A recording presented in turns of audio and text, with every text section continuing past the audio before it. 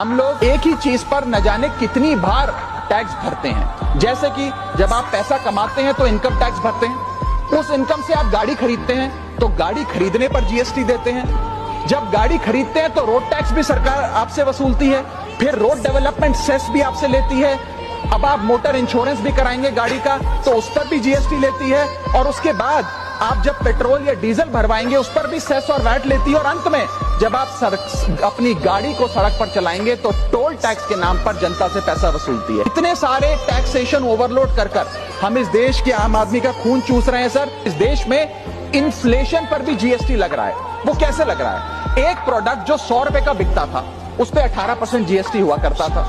आज वो वस्तु महंगी हो गई, 100 से 150 रुपए की बिकने लगी, अब 18% 150 रुपए पे लगने लगा।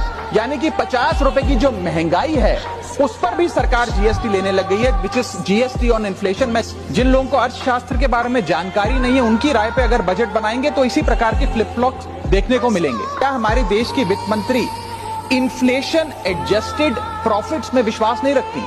क्या उन्हें इन्फ्लेशन का ज्ञान नहीं है? क्या वो जानती नहीं कि इस देश में महंगाई एक प्लेग की तरह फैलती जा रही है? सरकार का एक सूत्री मिशन है टैक्स, सरकार का कमीशन है टैक्स। जगने पे टैक्स, सोने पर टैक्स, हंसने पर टैक्स, रोने पे टैक्स, खाने पे टैक्स, पीने पे टैक्स, बच्चों की पढ़ाई